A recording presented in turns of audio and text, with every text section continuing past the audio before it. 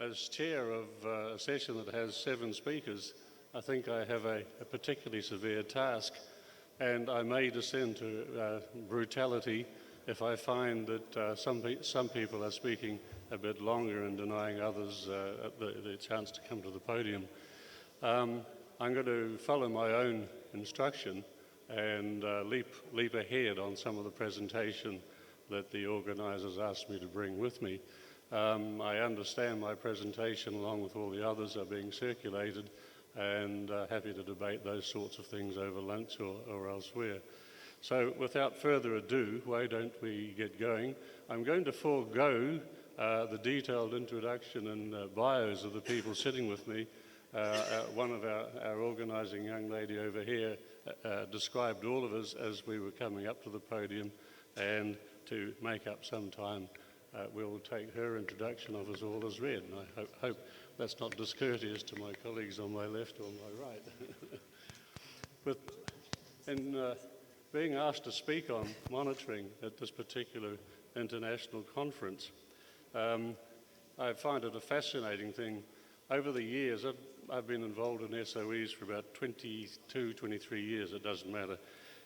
And going around the world, I find that a lot of governments rushed into privatisation, and I'm a bit critical of that. And then suddenly they found companies that they couldn't privatise and hadn't really thought much about how they should be monitored. And we think about those companies as our investment, as individual taxpayers and owners in our respective countries, not actually realising that they had a series of investments to ensure we're performing well, came to many governments as a huge surprise. YRK and Padma, have we lost power? YRK and Padma asked me to talk a little about the New Zealand experience, and that's what I'm going to do. As I said, I'll skip quite a lot of content. It's fundamental that as investors we want to make sure our investments are working well, and hence we have formed monitoring mechanisms, sometimes late in the piece in terms of our own country's investments. So I think it's quite important that we indulge in very sound monitoring. Just to put my comments quickly in context, this is the SOE model that we've used. Basically, we created boards of directors and used a company model to keep the shareholders out of the business. Prior to corporatisation, we had a number of badly performing commercial entities inside government departments, and so we chose to put those commercial operations inside incorporated companies in terms of the Companies Act and in terms of the State-Owned Enterprises Act. Privatisation has been used quite a bit here. I should say that currently New Zealand does not conduct privatisation, though it's possible that if our centre-right government is re-elected next year, they may well embark on it. We've actually had nationalisation. An international airline, Air New Zealand, went into straitened circumstances and the government brought it back. More recently, we've nationalised the New Zealand Railways, or the train set as it's colloquially known, also underperforming, and in the view of most of us, paid many hundreds of $millions more than the train set was actually worth. So we've gone backwards and forwards. But fundamentally, we've used the company model, and the contents of my comments will be with that. There are principles of the SOEs here. The important thing is they are to be as successful as comparable businesses in the private sector. They're not there to provide social services per se. They're to be comparable to private sector, making a profit and returning a dividend. That's not to say we don't have non-SOE companies, but they are also required to be financially successful. And the corporate governance that we've evolved in the Westminster system, Cadbury and Co. Is alive and well and living in New Zealand. Hurrying along. My PowerPoints are circulating, so I'll skip over the institutional outline and invite you to have a look at that later. Our owners reside in 2 shareholding ministers, and they approve the strategic nature of the business. They make the director appointments, and they're in fact responsible for monitoring. They in turn are held accountable to Parliament, but I won't confuse the issue with that sort of wiring diagram there. But performance monitoring is what we're here about, and it's more than just governance. The owner needs to be assured that the companies are performing to expectations, and that's why we've formed monitoring body within the New Zealand government. I make the distinction, as I do everywhere else, that regulatory and purchase monitoring is not what performance monitoring is about.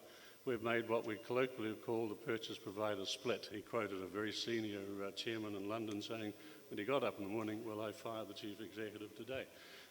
Very crude comment, but in fact that's a fundamental belief. The board is a responsible principal agent situation to the owners for the performance of the company.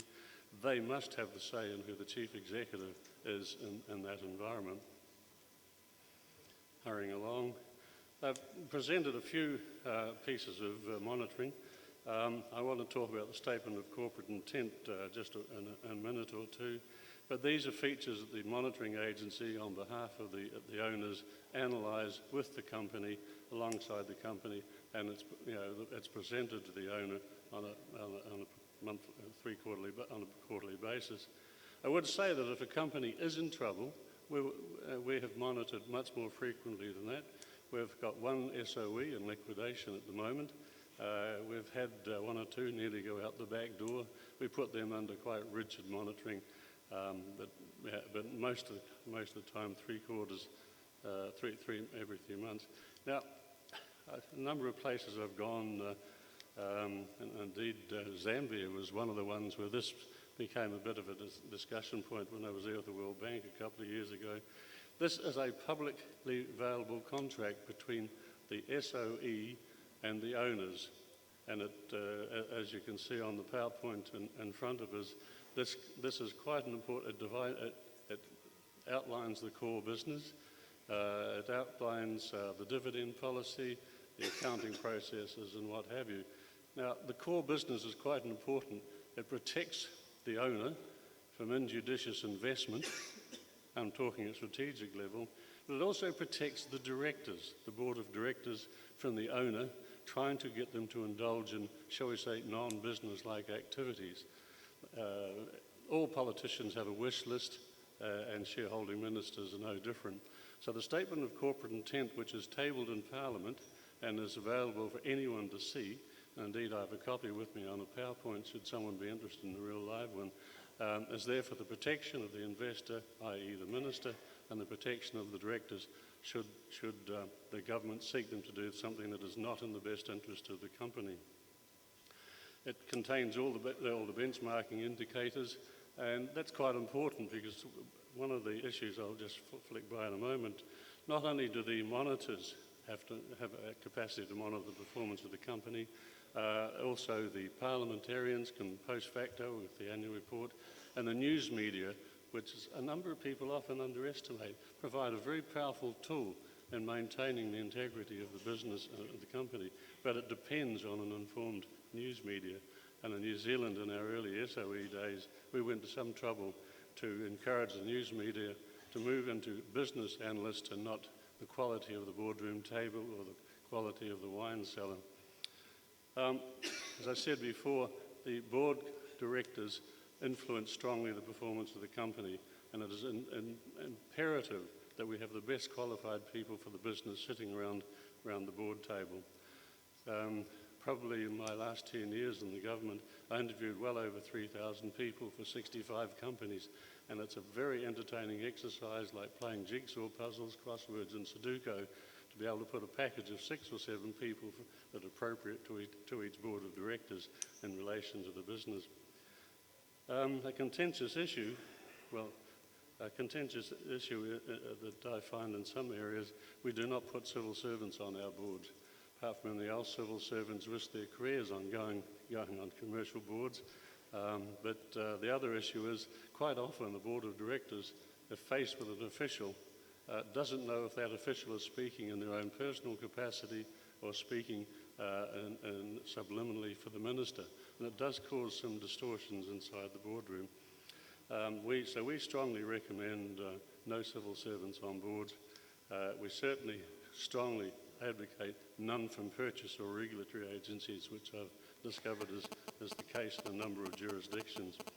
I realise that in some countries putting senior civil servants on board is a way of adding to their remuneration. It's something I find personally and professionally difficult. Indicators of sound governance, these are also circulating, so I won't take some of our speakers' time by going into it too much. Board undertaking, very important.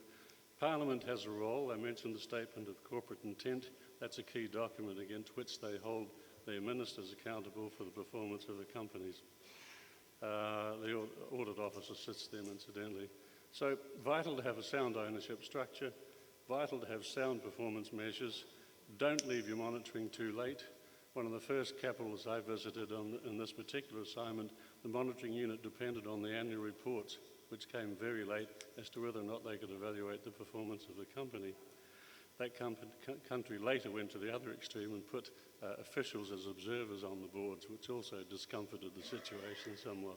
It's not something I'm personally against, but it is a very difficult one to manage.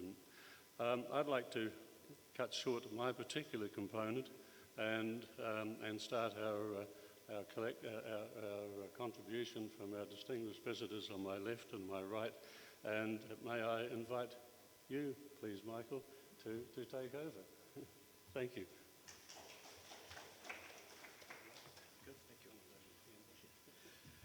Thank you very much, Ron. Much appreciate that. Now, all I've got to do is see if I can cope with the technology, but we have a technology consultant. I can certainly recommend the technology capacities of Rehab. For many years I've known when I've got a problem with a PC decides to go into a sulk, Rehab will cure it. Thank you very much indeed. Please don't feel obliged to say it again, because I think we want to hear all the new issues that our distinguished speakers on left and right have, and let's not duplicate if we could possibly avoid. Sorry people, but I'm going to be ruthless as chair, I think, on this. Good, thank you very much. And also, because I've had experience of Ron Hamilton as chairman before, and he's bigger than I am and has New Zealand rugby habits, I'll set my own stopwatch to see if I make sure I don't overrun by too much. I was saying I'm Irish, therefore that gives me a license to talk until the world ends, but I'll try and avoid that tendency. Right, so what I'd like to do is cover four main areas and do some of these very briefly, touch on the themes, the issues, the structures, the systems, and the indicators of performance management. Now, can I start off with the main themes? And I think these are fairly important. First, I would say that I've drawn these themes from personal experience as well as literature. Ron and our other colleagues from other countries are drawing the experience of their own countries. I'm trying to bring together a collection of experience from numerous countries and also private sector. And that's not just a matter of reminiscence, but hopefully as a bit of an encouragement. I first started with SOEs back in 1976. Some of us weren't born then. Helping to establish the Saudi Basic Industries Corporation, and to reflect the theme which we heard from some of our colleagues this morning, the point about state enterprises is that they will create industry and opportunities which the private sector will not be able to do. And so can I take this as an example? Because when the Saudi Basic Industries Corporation was set up in 1976, it had nothing. It had a patch of sand on which an industrial city was being built, but now today it is, I think, the 70th largest corporation in the world and is still a state enterprise. So can I suggest that as a target for Kerala? Which of the state enterprises here will be in the Fortune 100 top enterprises in the world in 40 years' time? I won't be around, but that's a target for Kerala. And it's a realistic target because I think one will have a need to see what can be created by state enterprises.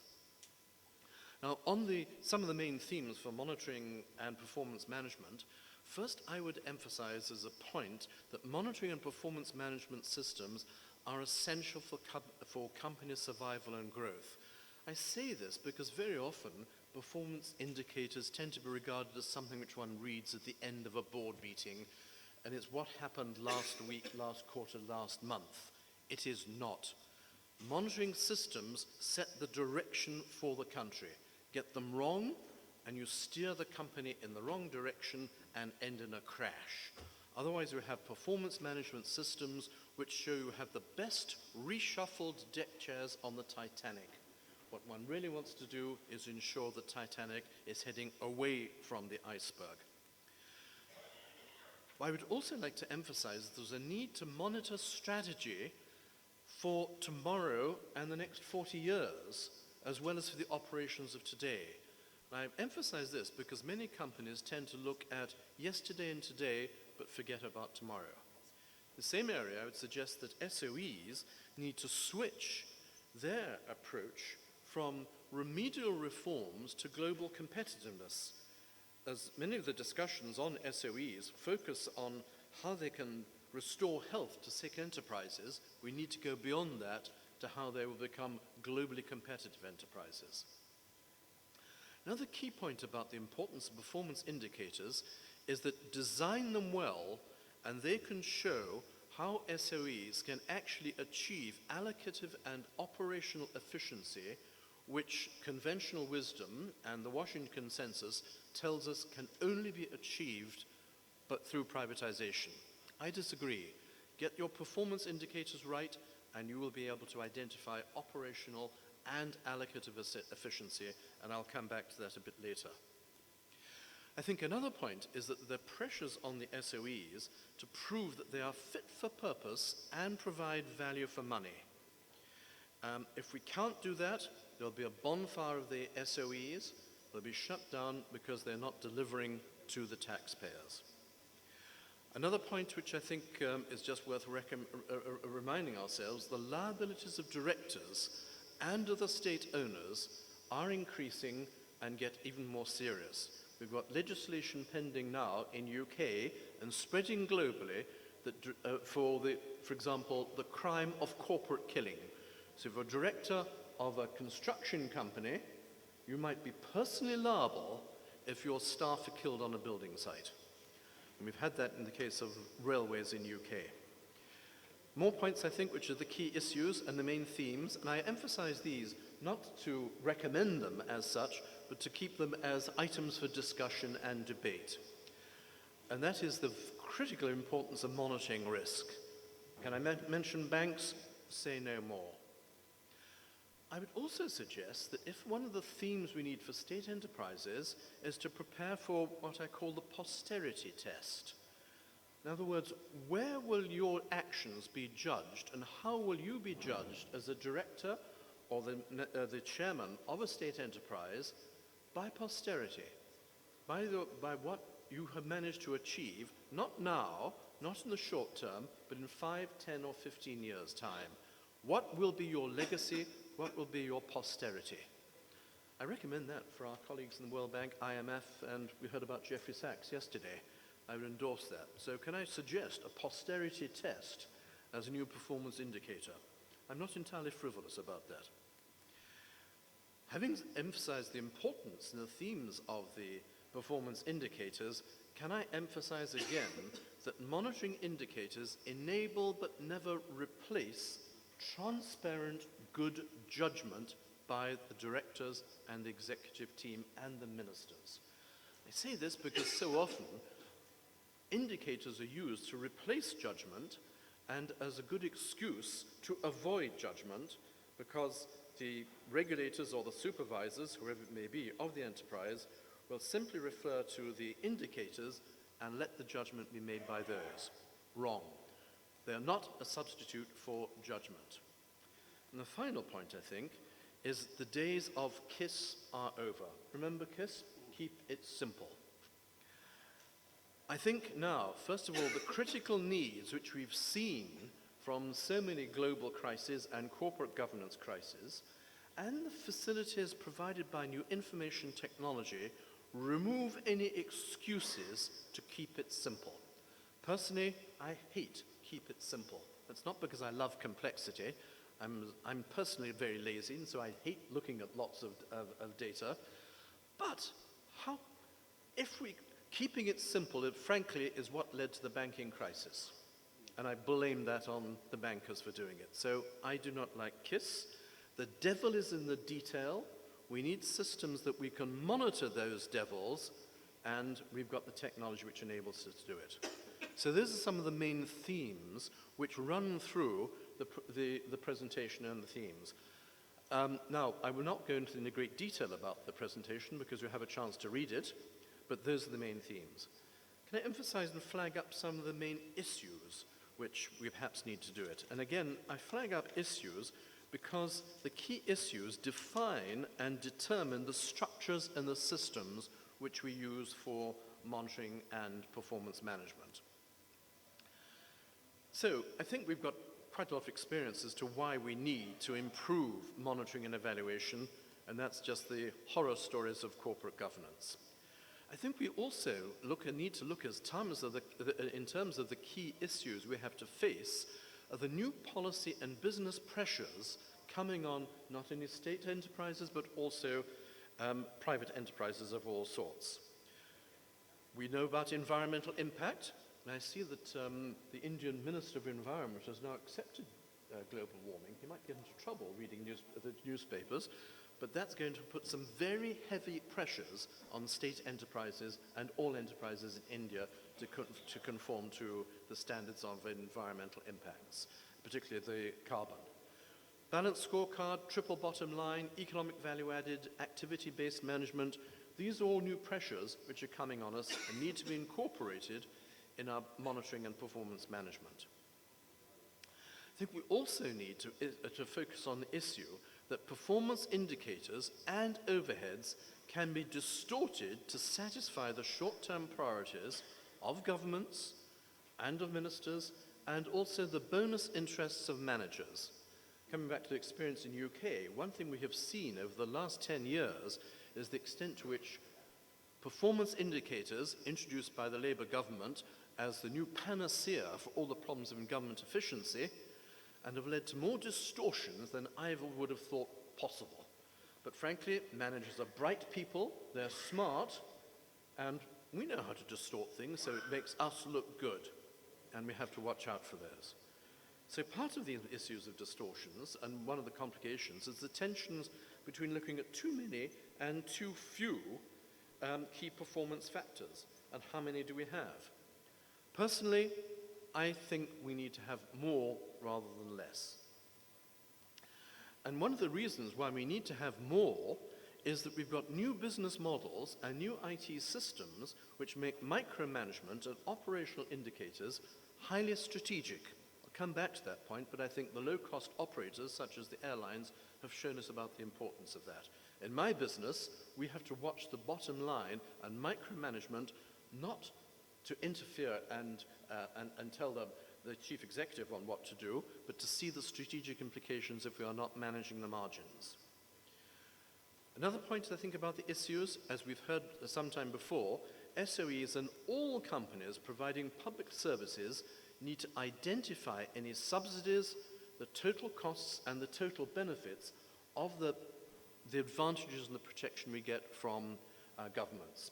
In my own business, in the private sector, which happens to be new energy and waste to energy, this is important because we get fairly significant, very significant, government subsidies for carbon-free electricity. We need to look and demonstrate and prove the benefit of those subsidies we receive. Finally, an issue which I think we need to look at is the importance of combining hard and soft systems. We might have the most wonderful looking performance indicators, but the lessons from Enron, who had all the wonderful corporate governance systems, are that what counts at the end of the day is not your systems, not your indicators, but the quality of the people and their commitment and their mindsets. So I think that's something which we really have to always remember. Now I'll quickly flash through the structures. I won't go through this, it's something which you have a chance to look at, and I think this is something where Ron Hamilton is a far greater expert on structures of monitoring and performance management, but I'll just identify and say we do need to look at the chain of ownership, the chain of accountability, and the chain of reporting. because I would suggest that any company is as strong as the weakest link in its chain. Remember the banks. Looking at the systems, then I think we need to make sure that we have got a comprehensive and full set of appropriate systems. And here, many of these I think we well know now about. We've already had the gentleman from Delhi explaining about the MOUs, but I would like to highlight some of the strategic systems which are coming up, such as dashboard presentation systems with drill-down capability. And the best person about who can explain this is Padma. So I'll say no more, apart from emphasize the importance of dashboards. I think we also need to see about the external competitiveness indicators, including benchmarking. I was very interested to hear this morning from Mr. Radhakrishnan that Kerala has already introduced benchmarking, something which should certainly need to be done. But there are new devils crawling into the system, such as enterprise resource planning and allocation systems, ERPAs, which are closely linked to efficient business allocation systems, and then extensible business reporting language systems, XBRL, which I can't even pronounce. But I understand the Mumbai Stock Exchange is already looking at these. This is being introduced in stock exchange and systems throughout the world. I think they will come out and hit you in India. Maybe that's for you to just be aware of. Now, looking at the board level indicators, I think again, many of these we know about. I won't go into any great detail. Perhaps one point I just highlight is the last one, 17, which is the cost of compliance with all this corporate governance. It's great to have this compliance. It stops our ships hitting the rocks, but there is a cost, and these have to be kept convenient. We know that Sarbanes-Oxley costs about 3% in USA. I actually don't believe that. I think it's more. But we've at last got some analysis in UK which shows the compliance for the Financial Standards Authority is about 6% for a financial services organization. We can't get the costs of when it comes to the regulators from the people who check that the energy companies and the waste management companies and the water boards operate. But I think there are quite a lot of those, and we need to look at the cost. That's my reminder. So if I just beg a very short item, because the next thing is looking at operational indicators. We can look at those, and we can read those at any stage. And then the performance indicators for structural change. Here are the 2 points I would suggest is to look at the time series, including the future targets, and the importance here of including some of the indicators of structural change at enterprise, such as economic value added, environmental carbon costs, things like directors' wage rates, because otherwise that deals with the fat cat syndrome and fat cat accusations, and things like market share, which show the extent to which one is diversifying the company. So these are techniques and details which one can look at. But what I would like to highlight are some of the new economic, and some of them seem to have run away, some of the new economic, social, environmental accounting indicators, which are in particular things such as economic value added, target rates of return, and the Temasek concept of wealth added, Temasek being the holding company for state enterprises in Singapore, the UK shareholder agency concept of economic profit and value change. I've got some details on that which will show how they come through, but it may be worth looking at these to see if they're devils which might hit you and your company, and also to be looked at to see which of these may be appropriate for changing, adaptation, and possible application in Kerala if you do not have them already. Now that I think is coming to the end of it, because I think we will have a chance of reading some of these, and I've got some details on how these concepts are worked out, but that's something certainly not for presentation, but for detailed review in writing. So apologize to the audience and to the chairman, who I say is bigger than me, for overrunning the time, but I'm afraid that's my Irish license to abuse. Thank you very much indeed, ladies and gentlemen. I quickly call upon John, please.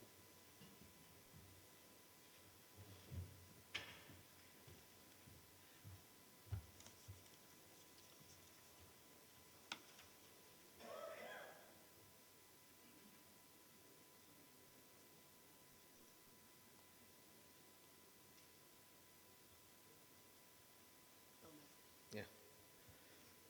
Chair, distinguished panelists, discussants, ladies and gentlemen, it's a great privilege to be here this afternoon. One of the good things about Kerala is there are islands of optimism and islands of action. And I must say that I must congratulate the Honorable Minister, Mr. Karim, and his team for doing an excellent work.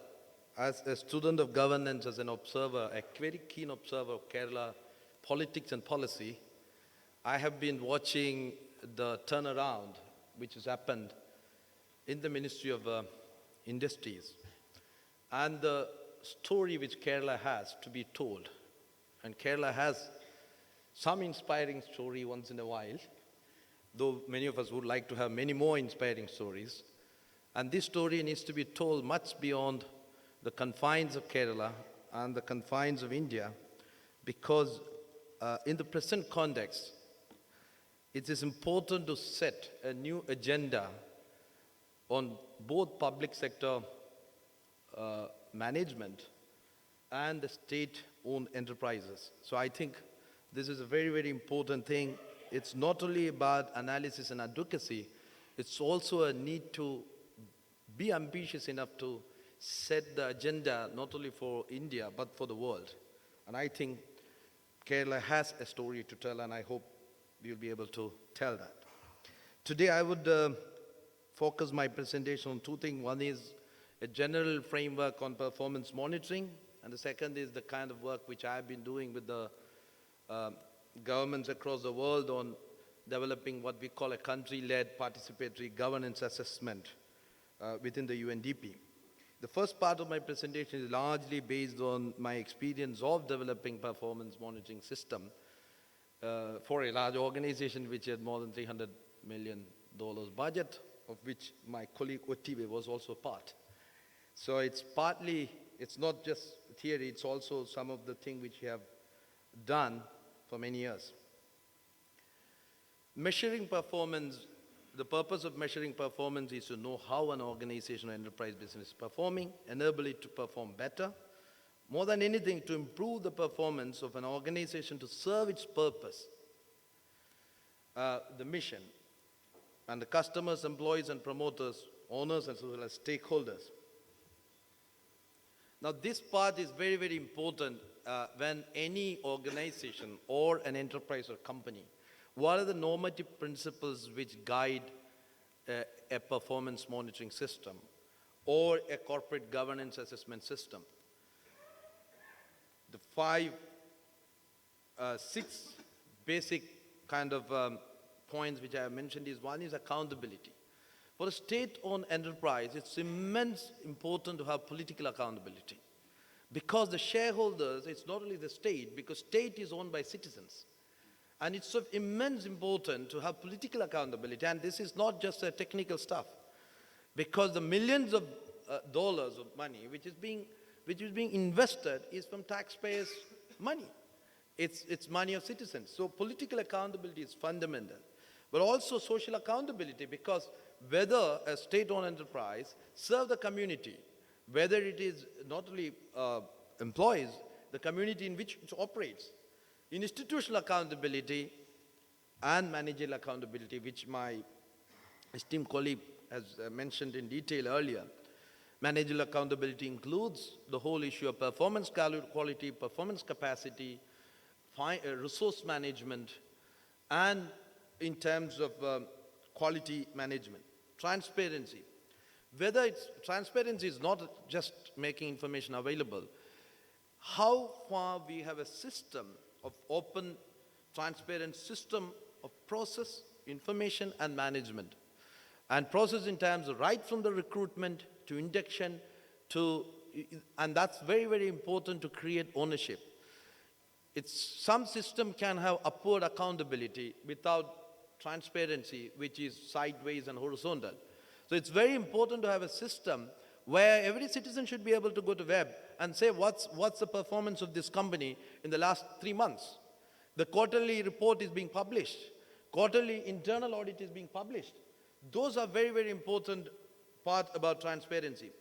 And participation of stakeholders, participation not in an instrumental way, in a very intrinsic way. Participation and sense of agency and ownership is very much connected. To what extent employees are involved in defining and developing the strategy of the organization? To what extent other stakeholders, and in a state enterprise, it also seen to be in